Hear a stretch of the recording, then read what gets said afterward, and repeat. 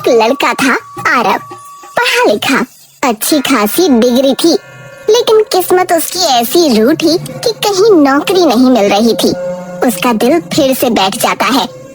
लगता है ये डिग्री मैंने बस समोसा रखकर इस पे खाने के लिए ली है, क्योंकि इसका कोई फायदा तो है नहीं। अरे ऐसा मत बोल बेटा, मिल जाएगी नौकरी। उसकी माँ उसे समझाने की कोशिश करती कि वक्त खराब है पर बीत जाएगा, मगर उसके भीतर की बात कोई नहीं समझ पाता था। वो अंदर से हर दिन थोड़ा और टूट रहा था। बेटा हार मत मान, एक दिन सब बदलेगा। माँ वो दिन आता क्यों नहीं है? मेरे मरने के बाद आएगा क्या? तुम कब तक लोगों के घरों में काम करके घर चलाओगी माँ? कोई नहीं बेटा, तू बस नौकरी ढूंढ, बाकी मैं हूँ ना। हाँ, मेरी जिंदगी में दो ही तो लोग हैं माँ, एक आप और एक वो है। उसके अंधेरे भरे जीवन में उसकी माँ के अलावा एक ही रोशनी थी, सिया। उसकी एक मुस्कान से आरव को ऐसा लगता कि दुनिया अभी पूरी तरह बर्बाद नहीं हुई। वो महीनों से मन में एक सपना पकड़े बैठा था, नौकरी मिलते ही अपने रिश्ते की बात करेगा। यार बस एक नौकरी मिल जाए, फिर मैं उसके घर जाऊंगा यार सीधा।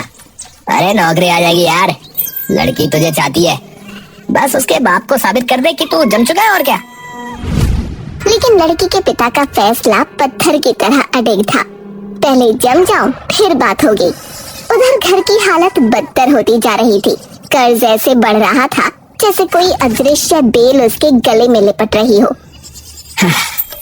शायद भगवान अच्छी किस्मत में मेरा नाम लिखना ही भूल गए। क्या करूं क्या करूं, कुछ समझ में नहीं आता है। कब तक ऐसे बैठा रहूंगा मैं? कुछ तो करना ही होगा, कुछ बड़ा। हालात खुद से नहीं बदलते। अगर मैंने कोई रास्ता नहीं खोजा तो सब कुछ फिसल कर खत्म हो जाएगा। घर की हालत दिन पर दिन ऐसे गिर रही थी जैसे कोई पुराना मकान बारिश में गल रहा हो। शांति जब घर के खर्चे का हिसाब किताब करने बैठी तो उसके हाथ कांपने लगे। अरे बेटा ये देख, इतने पैसे, हम कब तक ऐसे चलेंगे? कब तक उधार, कब तक इंतजार? माँ मैं कोशिश कर रहा हूँ माँ, मैं रोज 50 जगह जाता हूँ, पर क्या बेटा, पेट तो इंतजार नहीं करता। शांति रो पड़ी। आरव बस सर झुकाकर बैठा रहा। उसे लगा जैसे दुनिया उसके कंधों पर रखी है और पैर मिट्टी में धंसते जा रहे हैं। अगर मेरी डिग्रियां रोटी बन जाती ना माँ, तो हम भूखे नहीं रहते माँ।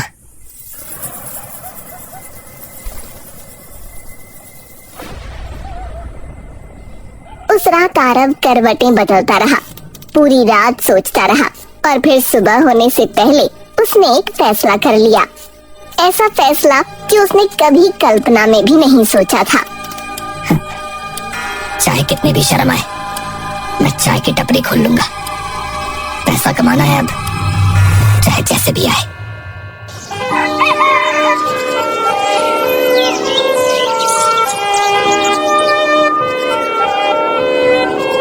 पहले दिन आरव चाय बनाते हुए घबरा रहा था। उसे लग रहा था जैसे कोई उसे पीछे से देख रहा है, उसका मजाक उड़ा रहा है। पर धीरे धीरे कुछ ग्राहक आने लगे। चाय की महक गली में फैलने लगी। ओहो, ये चाय तो लाजवाब है भाई, बढ़िया बनाई है। सच में? हाँ भाई बिल्कुल, ऐसे बनाते रहो तो टपरी चल पड़ेगी। यहाँ कितने हो गए? शाम ढल रही थी और उसी शाम उसकी जिंदगी की सबसे प्यारी आवाज उसके पास आई। सिया, तुमने हिम्मत दिखाई आरव, सब नहीं कर पाते ये। सिया, काश मैं जल्दी कुछ बन पाता ताकि तुम्हें अपनी जिंदगी में ला पाता। ये भी होगा, बस तुम ईमानदार रहना। सिया चली गई और आरव ग्राहकों का इंतजार करने लगा। तभी उसने देखा कि एक कबूतर बुरी तरह जमीन पर गिरा और फड़फड़ा रहा था। अरे अरे इसे क्या हुआ? ओहो, अरे इसके पैरों में तो मांझा उलझ गया है।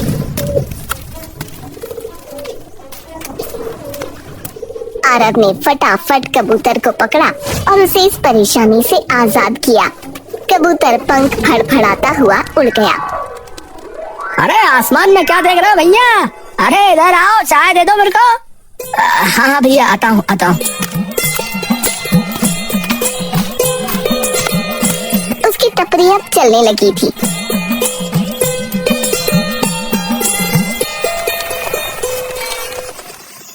एक दिन उसने ठान लिया कि वो अब सिया का हाथ मांगने जाएगा। उसे लगा कि उसकी मेहनत देखकर रघुवीर सिंह शायद मान जाए। हाँ, आज जो भी होगा साफ साफ होगा।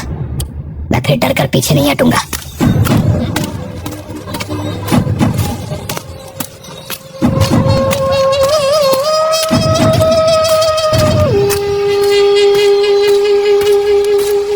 वो सिया के घर पहुंचा। दरवाजा खुला, सामने रघुवीर सिंह खड़े थे। नमस्ते अंकल।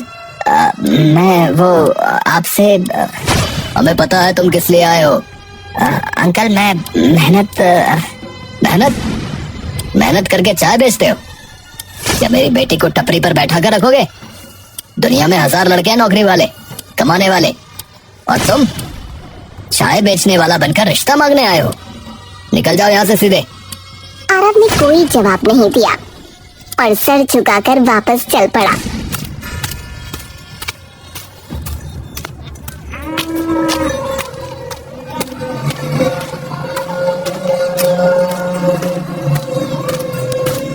वो वापस टपरी पर आ गया। तभी सिया उसके पास आई।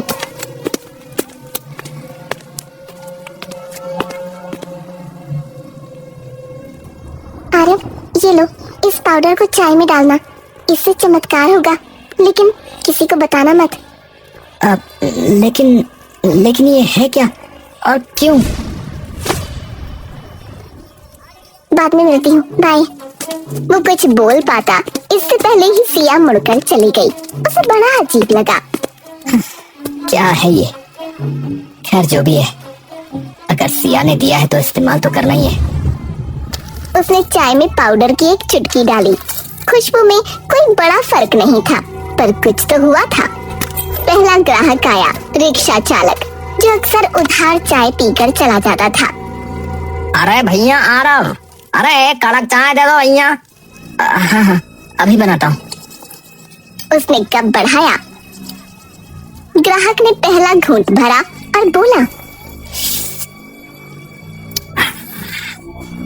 अरे ये चाय, अरे ये तो जन्नत है भैया। अरे आज तो दिल जीत लिया तुमने भाई, है? और हाँ सुनो, ऐसा है पैसे कर दूंगा। अरे ये ना करो, अभी दे दो। तुम वैसे भी बहुत उधार करते हो भाई। अच्छा चलो ले लो भैया, ले लो। तुम भी क्या याद रखोगे हाँ कि किस रिक्शे वाले से पाला पड़ा था।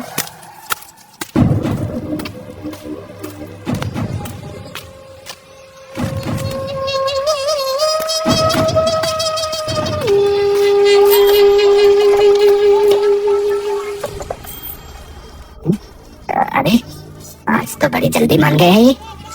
आरव हैरान था, लेकिन उसने इतना ध्यान नहीं दिया। फिर एक ग्राहक आया, फिर दूसरा, फिर तीसरा। हर कोई चाय पीकर जैसे उसके वश में आ जाता। सब उसकी हर बात मान रहे थे। दिन चढ़ते चढ़ते भीड़ इतनी बढ़ गई कि टपरी पर खड़े होने की जगह नहीं बची। भाई क्या नुस्खा है तुम्हारे पास इतनी बढ़िया चाय बनाने का? है क्या सच में ये जादू है? आजमा कर देखता हूँ। दोपहर में वो अपनी माँ के गिरवी रखे हुए कंगन छुड़वाने दुकानदार के पास पहुँचा। उसने चाय का कप सामने रखा। आदमी ने घूंट लिया और आरव बोला, देखो ऐसा मेरी माँ के कंगन दे दो, बिना कुछ बोले। हाँ। दुकानदार ने बिना कुछ कहे कंगन दे दिए। धन्यवाद। आरव के भीतर हलचल थी, खुशी भी, डर भी। आखिर ये पाउडर किस हद तक वो लोगों को बदल सकता है? अब टपरी पर रोज भीड़ उमड़ती। इसी भीड़ में एक बूढ़ा रोज आता था। वो चाय नहीं पीता, बस दूर खड़ा होकर घूरता रहता था।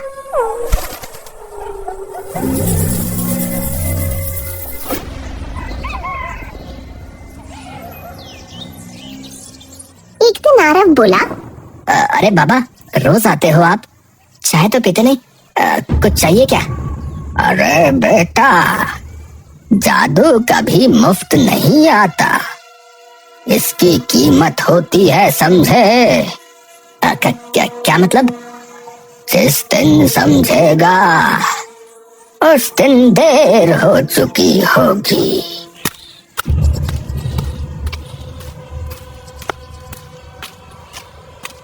आरव का दिल एक पल को भारी पड़ गया, लेकिन उसने खुद को समझाया कि बूढ़ा शायद पागल है। अचानक उसे सिया की याद आई, क्योंकि तब से उससे कोई कांटेक्ट नहीं हुआ था। मुझे लगता है कि मुझे सिया के घर जाना चाहिए।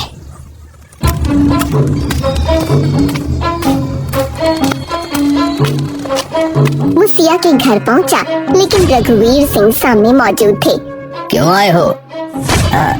चाचा जी, मैं बस सिया से उसकी शादी तय हो गई है और आगे से यहाँ कदम मत रखना, समझ में आया? ये शब्द किसी हथौड़े की तरह उसके सीने पर पड़े। उसका दिल टूट गया। वो कुछ बोल ही नहीं पाया, सिर्फ सर झुकाए मुड़ गया।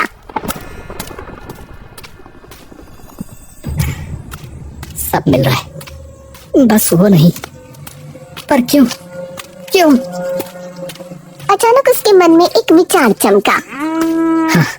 हाँ, अगर ये पाउडर किसी का नजरिया बदल सकता है तो रघुवीर सिंह का क्यों नहीं? मुझे बस मौका चाहिए, एक कप चाय और मेरी दुनिया बदल सकती है। कई दिन आरव मौका ढूंढता रहा। एक दिन शाम को आखिर किस्मत ने उसकी तरफ झुकना शुरू कर दिया। चौपाल पर रघुवीर बैठे थे। आसपास 2-3 किसान बातें कर रहे थे। आरव धीरे से उनके पास गया। अंकल, मेरे हाथ की चाय पीजिए एक बार। अरे मैंने मना किया था ना। अरे पीकर तो देखिए ना, पी के तो देखिए। अरे चल हट। अरे ले लो रघुवीर, लड़का इतना कह रहा है तो ले लो एक बार, मन रख लो उसका भी। ठीक है दे इधर। रघुवीर ने कप उठाया। आरव का दिल मानो उसकी पसलियों से बाहर निकलने को था। कैसी है अंकल? अजीब है पर अच्छी है। अच्छा, तो इसी बात पर क्या मैं आपकी बेटी से शादी कर सकता हूँ? हाँ, क्यों नहीं। वो भी तुमसे प्यार करती है और तुम मुझसे, तो मुझे क्या दिक्कत होगी भाई? आरव के कानों को जैसे यकीन ही नहीं हुआ। वो पलकें झपकाता रहा। रघुवीर की आवाज कानों में किसी सपने की तरह गूंजती रही। क्या इतना आसान था? क्या जादू सच में इतना बड़ा है?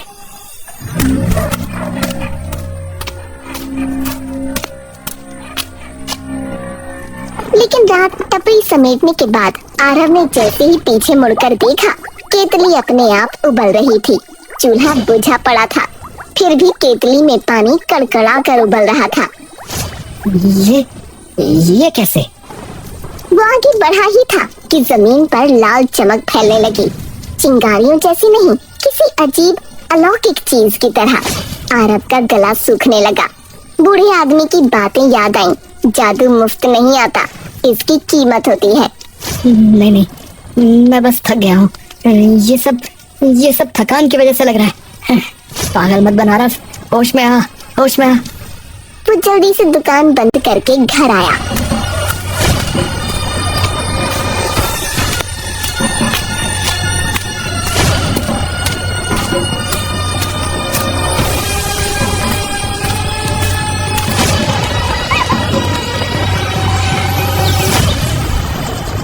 अगली सुबह वो पूरे उत्साह में सिया के घर गया। उसे लगा था कि आज वो पहले की तरह खुलकर उससे बात कर पाएगा। उसे सिया से पाउडर का छोटा रहस्य भी पूछना था।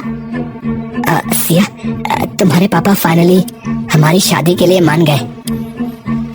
देखो ना, मैं तो बहुत ही खुश हूँ। पर वो पाउडर जो तुमने दिया था, आखिर वो था क्या सिया? कौन सा पाउडर? अरे जो तुमने उस रात को दिया था डिब्बे में। अरे मैं तो कई दिनों से घर से बाहर ही नहीं निकली। मैं बीमार थी। उस दिन के बाद हम मिले ही कहाँ। आरव का दिल एक पल को जैसे थम सा गया। उसे लगा सिया झूठ बोल रही है, लेकिन उसकी आंखों में जो घबराहट थी वो झूठों की नहीं होती। सिया, तुमने क्या सच में मुझे वो पाउडर नहीं दिया? मैं कसम खाकर कहती हूँ, मैंने कोई डिब्बा नहीं दिया। मैंने तो किसी पाउडर के बारे में सुना तक नहीं। आरव सोच में पड़ गया। आखिर माजरा क्या है? तभी अचानक एक तेज सफेद रोशनी दोनों के सामने फटी। इतनी तेज कि आंखें बंद करनी पड़ी। उस रोशनी में से एक परी सामने आई। डरने की जरूरत नहीं आरव।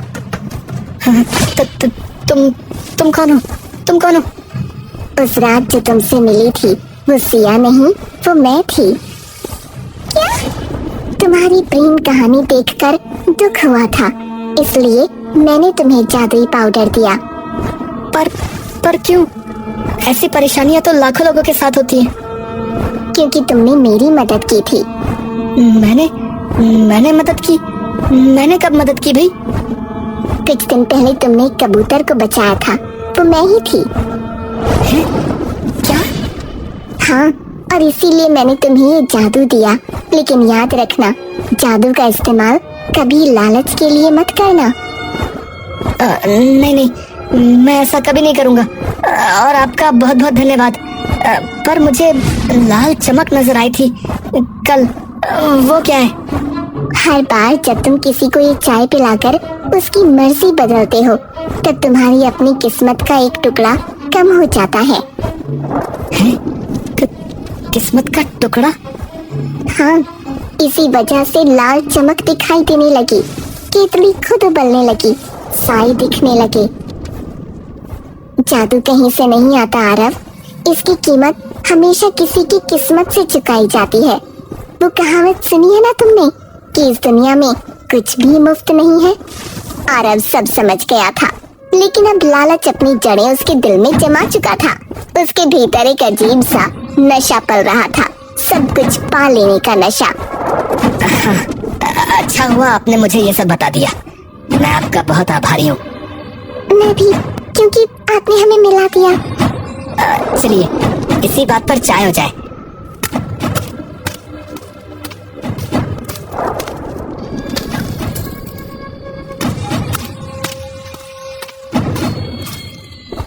ये लीजिए परी जी, चाय पीजिए। चाय? अभी? हाँ, क्यों नहीं। आपने मेरे लिए इतना कुछ किया है, मैं आपको चाय तो पिला ही सकता हूँ। मेरे पास इसके सिवा है ही क्या? परी को समझ नहीं आया। वो इंसानों जैसी ही सहजता से कप उठा लेती है। उसने विश्वास कर लिया था कि आरव एक अच्छा और सच्चा इंसान है। उसने घोंट लिया और अगले ही पल इस पाउडर का असर उस पर भी हो गया। और फिर आरव बोला, अपनी सारी शक्तियाँ मुझे दे दो। ये तुम क्या कह रहे हो आरव? चुप रहो तुम, बस जो कहा करो अभी। परी का चेहरा सख्त हो गया। वो कोशिश करती है विरोध करने की, लेकिन कर नहीं पाती। उसके पंखों से एक रोशनी निकली और आरव की छाती में समा गई। परी जमीन पर गिर पड़ी। सिया ये सब देखकर जैसे पत्थर की मूर्ति बन गई। आरव, तुमने क्या कर दिया? तुम्हारे पास जो भी था मेहनत से था, फिर ये लालच क्यों? अरे जब सब मिल सकता है तो थोड़ा क्यों लेना सिया? पूरा लेना सीखो। सिया समझ गई, ये आरव वो आरव नहीं रहा जिस पर वो दिल से भरोसा करती थी। तुम्हारे पास माँ थी, मैं थी, तुम्हारी मेहनत थी, फिर भी तुम और चाहती रही। तुम्हें क्या कमी है? इसकी कमी थी और बहुत कुछ कर सकता हूँ। चलो अच्छा ही है, अब तुम्हें कोई नुकसान नहीं पहुँचाएगा। वही तो। चलो अच्छा हुआ तुम समझ गई। तो ठीक है, फिर मैं कल आऊंगा बारात लेकर। तैयार है ना? अच्छा जी।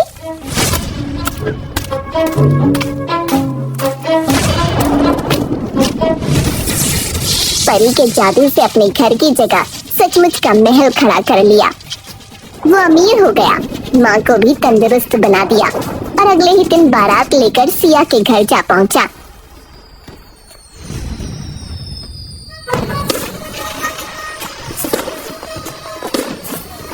हाय हाय पीछे बाराती, आगे बैंड बाजा। हाय हाय आए दुल्हे राजा, गोरी खोल दरवाजा। हाय हाय तुम आ गए, आखिर ये दिन आ ही गया। हम हमारे यहाँ की रस्म है, हम दूल्हे को दहलीज पर हल्दी वाला दूध पिलाते हैं। ये लो आरव। हाँ हाँ लाओ लाओ।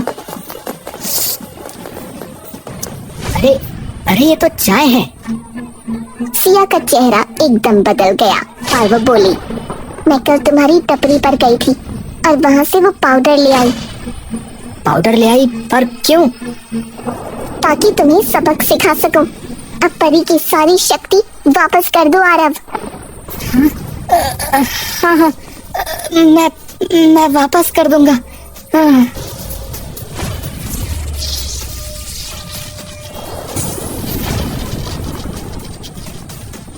जादू का गलत इस्तेमाल करने की सजा बहुत बड़ी होती है आरव।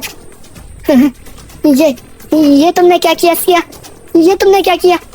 मुझे धोखा दिया। परी ने छड़ी घुमाई और अगले ही पल आरव की पूरी दुनिया टूट कर गिर गई। महल गायब हो गया, अमीरी छिन गई, टपरी सूनी हो गई और दुकानदार कंगन लेने आ पहुंचा। अरे बिना पैसे के कंगन कैसे ले गया तू? वापस कर। वो घर पर है, घर चले जाओ। मुझे माफ कर दो। हाँ जरूर जाऊंगा, और अगर नहीं मिले तो जेल कराऊंगा, तो ये समझ लेना। मुझे लगने लगा था कि मेरे पापा गलत है, पर शायद वो सही थे। तुम लायक नहीं थे आरव, ना मेरे ना खुद के। अरे मुझे माफ कर दो सिया, मुझे माफ कर दो। मैंने बहुत बड़ी गलती कर दी, सच में। अरे तू यहाँ क्या कर रहा है बे? निकल यहाँ से। जाने क्या नशा दिया था तूने मुझे, हैं? जो मैंने हाँ कर दी तुझ जैसे भिखारी को। अरे मेरी बात तो सुनिए। अरे अपनी ये बारात लेकर चला जा यहाँ से, वरना पुलिस बुलाऊंगा, समझ गया? ले जाओ आरव। आरव की माँ कुछ न बोल सकी और खड़ी तमाशा देखती रही। अचानक वो छाती पकड़कर गिर पड़ी। माँ माँ माँ। गरीबी में जीना मुश्किल है, लेकिन ऐसी बेइज्जती और बदनामी के बाद नामुमकिन।